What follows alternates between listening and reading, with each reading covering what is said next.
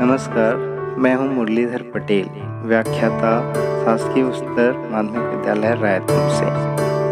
मेरा ये वीडियो कक्षा 11वीं के बच्चों के लिए है, जिसमें हिंदी आरोह के काव्य खंड से कबीर के पद को लेकर आपके बीच में आया हूँ। हिंदी 2 भागों में है, आरोह और वितान।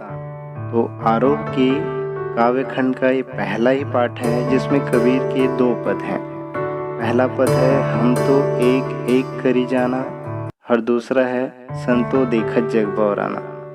तो इन दोनों पदों को अलग अलग वीडियो के माध्यम से हम पढ़ने और समझने का प्रयास करेंगे। तो आज के विषय का ये पहला ही पद है, हम तो एक एक करी जाना। इससे पहले भी आप लोगों ने कबीर को पढ़ा है। निर्गुण भक्ति धारा के ये प्रतिनिधि कवि माने जाते हैं भक्ति काल के, और इनकी भाषा पंचमेल खिचड़ी कहलाती है, जिसमें 5 भाषाओं का मेल है। सधुकड़ी के नाम से भी उनकी भाषा को जानते हैं, और इनकी भाषा की ही विशेषता के कारण इनको वाणी का डिक्टेटर भी कहा जाता है। तो कबीरदास स्वयं पढ़े लिखे तो नहीं थे, और उनकी ये पंक्ति बहुत प्रसिद्ध है कि मसी कागज छुओ नहीं, कलम गहियो नहीं हाथ। अर्थात मैंने कागज को छुआ नहीं, कलम को कभी हाथ में लिया नहीं। पर उन्हीं अनपढ़ कबीर के ऊपर आज लाखों करोड़ों लोग पीएचडी कर रहे हैं। तो ऐसे ज्ञानी और संत कबीर के पद को आज हम पढ़ने और समझने का प्रयास करेंगे। कबीर का जो ज्ञान है वो अनुभवजन्य है। एक और पंक्ति है जिसमें वो कहते हैं कि मैं कहता आँखन की देखी, तू कहता कागज की लेखी। अर्थात वो अपने अनुभव की बात कहते हैं, और उनके जो पद हैं वो गेय पद हैं, अर्थात लय में गाया जा सकता है इसे। और लय में गाने का एक लाभ यह भी है कि अच्छा तो लगता ही है, ये हमारे स्मृति पटल पे स्थायी हो जाता है, हमें बार बार याद करने की ज़रूरत नहीं पड़ती। तो उसी लय में गाने का प्रयास करेंगे, और ऐसे ही लय में आप मीराबाई के पद, रैदास, धर्मदास, नानकदास आदि के पदों को भी गा सकते हैं। तो चलिए शुरू करते हैं, और मेरे साथ साथ आप भी इसे लय में ही दोहराइए, गाइए, और अकेले में भी प्रयास कीजिएगा। मैं जानता हूँ आप मुझसे बेहतर गाएंगे, मुझसे बेहतर पढ़ेंगे। तो शुरू करते हैं। हम तो एक एक करी जाना, हम तो एक एक करी जाना, दो ही कहे तिन्हीं को दो जग, दो ही कहे तिन्हीं को दो जग, जिन नाहिन पहचाना। हम तो एक एक करी जाना, हम तो एक एक करी जाना। एक ही पवन एक ही पानी, एक ही पवन एक ही पानी, एक ही ज्योति समाना। एक ही खाक गढ़े सब भाड़े, एक ही खाक गढ़े सब भाड़े, एक ही कोहरा साना। हम तो एक एक करी जाना, हम तो एक एक करी जाना। जैसे बाढ़ी कास्त ही काटे, जैसे बाढ़ी कास्त ही काटे, अग्नि न काटे कोई। सब घटी अंतरी तू ही व्यापक, सब घटी अंतरी तू ही व्यापक। धरे स्वरूप सोई, माया देखी के जगत लुभाना, माया देखी के जगत लुभाना। काहिर नर गरबाना, हम तो एक एक करी जाना, हम तो एक एक करी जाना। निर्भय भया कछु नहीं व्यापे, निर्भय भया कछु नहीं व्यापे। कहे कबीर दीवाना, हम तो एक एक करी जाना, हम तो एक एक करी जाना, हम तो एक एक करी जाना। आप इसी तरह प्रयास करिए। ये तो हुआ सस्वर वाचन। संदर्भ है प्रस्तुत काव्यांश कबीर के पद नामक पाठ से लिया गया है, जो आरोह के काव्यखंड से संकलित है। और इसके बारे में यह भी बता दूं कि कबीर ने ये रचनाएं लिखी नहीं है, उनकी अनुयायियों के द्वारा, उनके शिष्यों के द्वारा ये बाद में उनके वाणियों का संग्रह किया गया है बीजक में, जिसके 3 भाग हैं, साखी, सबद और रमैनी।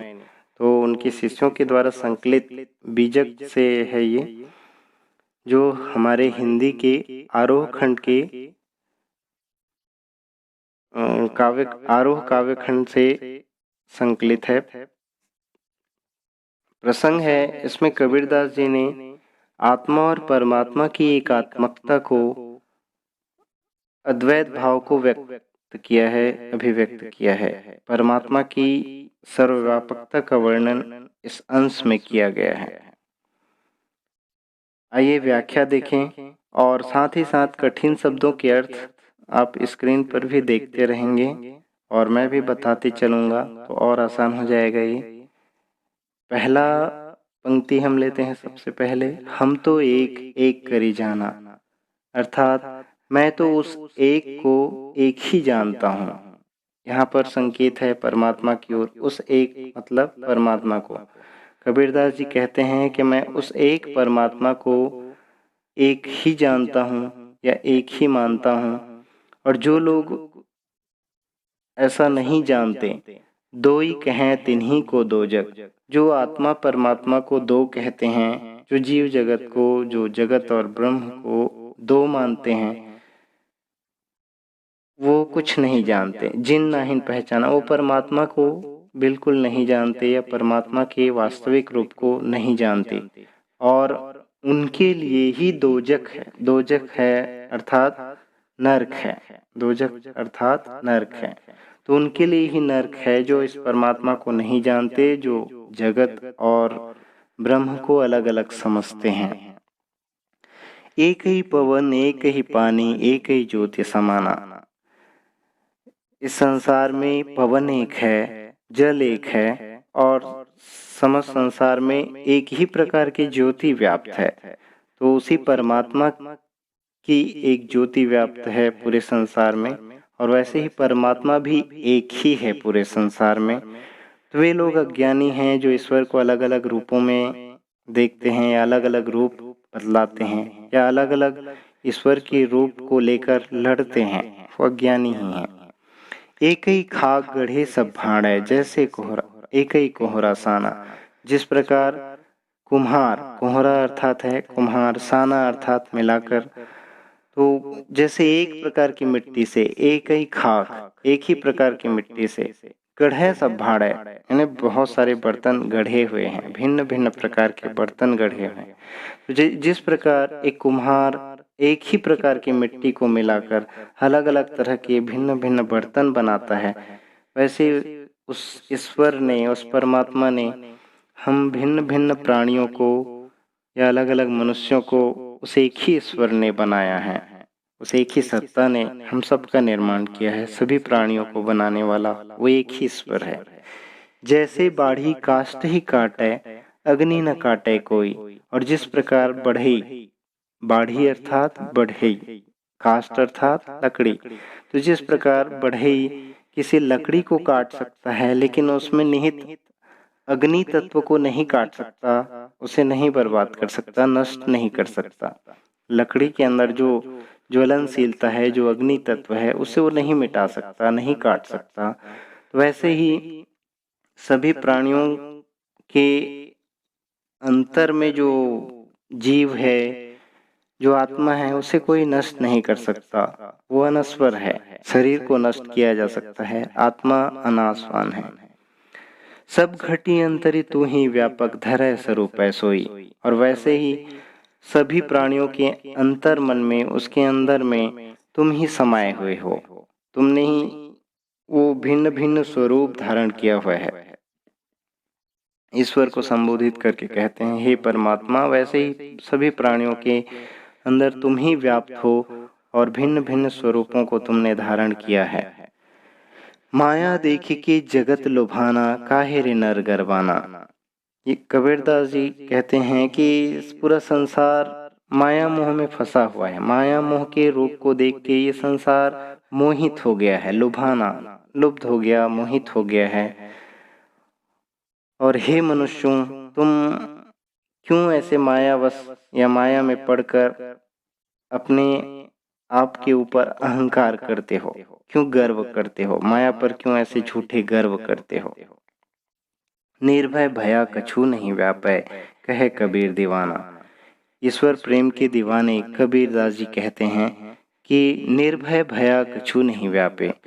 जिन्हें ईश्वर का ज्ञान हो जाता है, जिन्हें परमात्मा का सच्चा ज्ञान हो जाता है, वे लोग माया मोह से मुक्त हो जाते हैं और प्रभु प्रेम के वश में वो निर्भय हो जाते हैं। उन्हें कोई भय व्याप्त नहीं हो सकता, कोई डर नहीं हो सकता।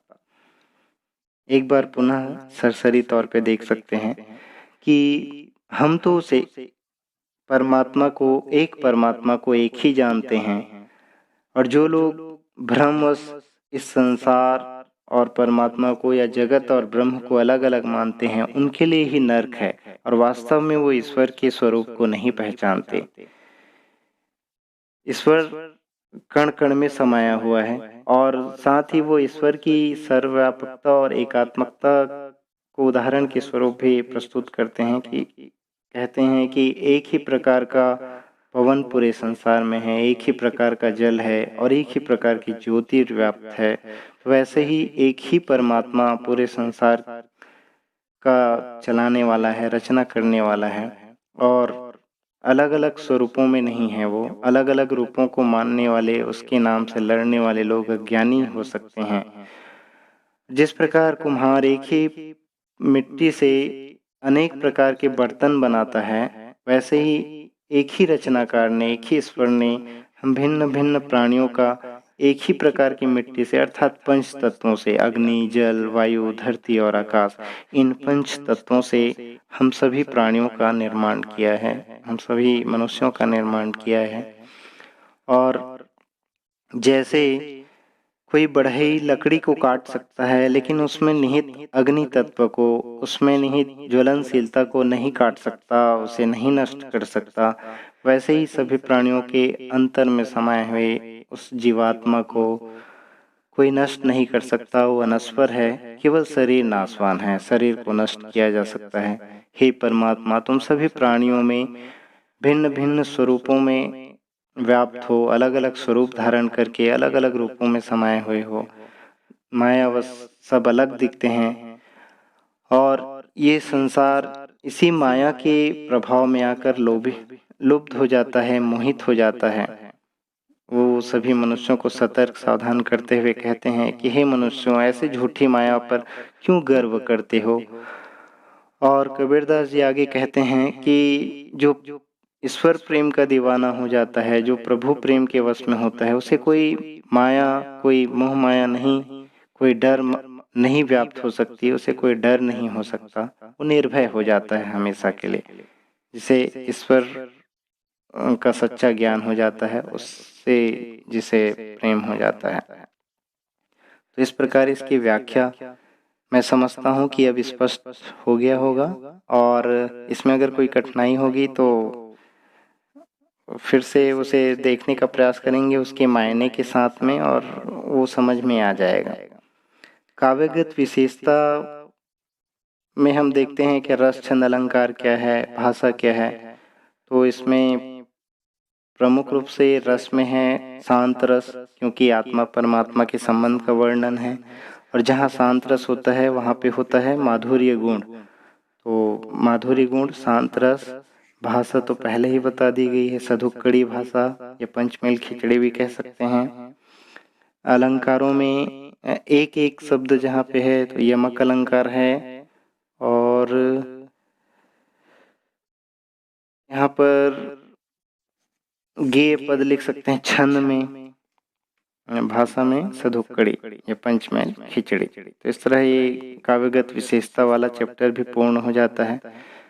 अब इससे संबंधित अगर कोई भी प्रश्न किया जाए तो वो स्पष्ट होना चाहिए, और प्रश्न किसी भी तरह का हो सकता है। यह रचना किसकी है, यहाँ किस एक के बारे में बताया गया है, और कुम्हार किसे कहा गया है, मतलब किसी भी तरह का प्रश्न यदि किया जाए, यदि आपको व्याख्या स्पष्ट है तो मुझे लगता है कि आप उन प्रश्नों का उत्तर दे सकते हैं।